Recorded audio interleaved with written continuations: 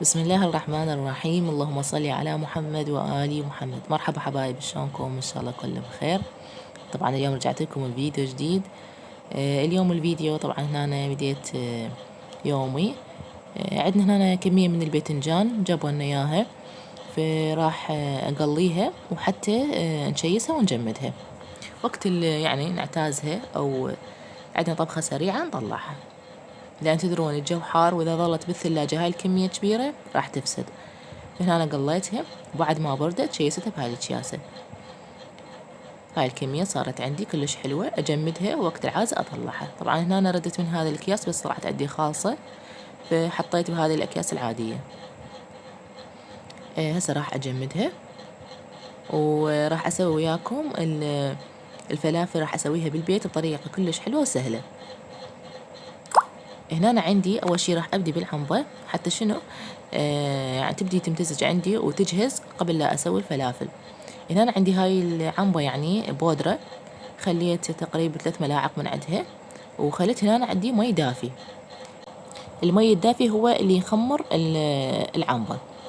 هنا أنا عندي هذا الحمص الناعم أعطونا إياه بالوجبة، هو الحمص الناعم اللي يكون للفلافل.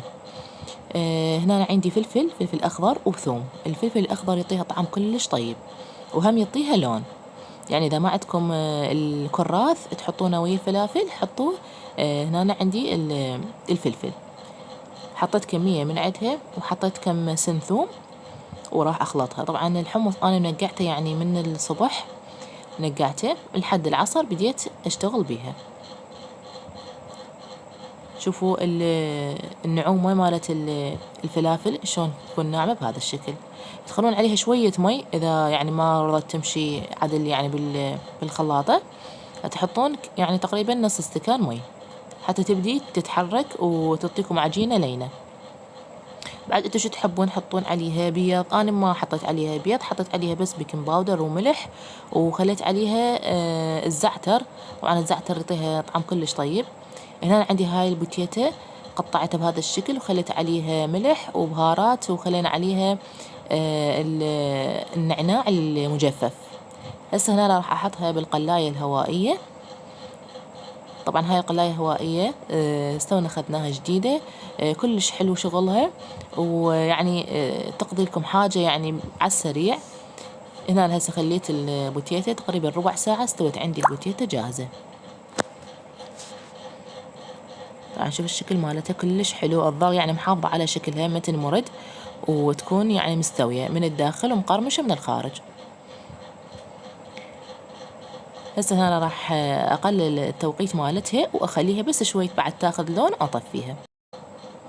وهنا أنا بعدها بديت راح أقلي الفلافل. طبعا أنا أخليها الزيت تقريبا يعني نص الطاوة حتى شنو الفلافل تتقلى زين لأن هي تحب الزيت. طبعا قلت لكم الإضافات اللي خليتها على الفلافل ملح وظرف بيكنج باودر خليت عليها، لا تخلون عليها سودة بكيفكم هم تعطيكم نفس النتيجة. وخليت عليها زعتر. الزعتر طبعا بيه هو كمون وبيه يعني خلطة كاملة فتكون يعني كلش طيب، يعني مو زعتر وحدة. هاي الخلطة اللي يبيعوها أخلي من عندها، هم يعطيها لون يعني على خضار وهم بيها سمسم وبيها كمون حتى للفلافل، فالطعم مالتها كلش طيب. شوفوا من الداخل شلون هشة ومنفشة. هنا راح أراويكم العنبة شلون صارت. طبعا أحسن من هاي نشتريها جاهزة وما أقولكم على الطعم شلون صار. شوفوا العنبة والفلافل فد روعة. هسه هنا نكمل باقي التقلاء للفلافل مالتنا اللي هي نظيفة وسريعة على السريع نسويها، أحسن من أن نشتريها من برا وما نعرف شنو المواد مالتها وشنو النظافة. هنا بيتنا نسويها نظيفة وما أخذت من عندي وقت، بس نقعتها وحد ما نقعت أخذتها بالخلاطة.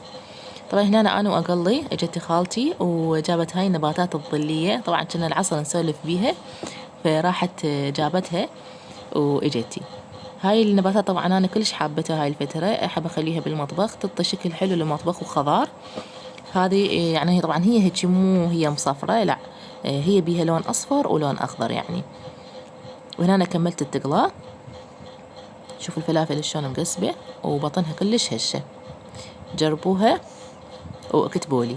هنا أنا بتيته طبعا. هنا هذا الباذنجان هماته اللي سويته الصبح، هم طلعت من عنده كمية وحميتها بالقلاية الهوائية وسويت الزلاطة، وسهمكم ألف ألف عافية. طبعا النباتات هنا راح أخليها بالمطبخ، طبعا علقتها حتى شنو يعني ما يلعبون بها الجهال، علقتها. وهنا هذا إن شاء الله يعني إذا كبر راح يمشي هيك على الكامنتر. وطبعا المي مالتها كل يومين تخلون تقريبا نص قلاصة مي تخلوا لها، لأن ما تحتاج مي، لأن هي نباتات ظلية. طبعا وهنا الثانية هنا أنا خليتها هنا يم باب الحمام. شفت يعني شكلها حلو، هنا تعطي يعني مساحة للمكان وشكل حلو. شنو رأيكم بيها؟ طبعا أنا ما أثبت على شيء، كل شوية يعني أغير. بعد إذا شفتوها بغير مكان غلسوا. وطبعا هنا أنا آخر شيء تالي الليل، هنا أنا استراحة مقاتل. هنا سويت فواكه قطعت.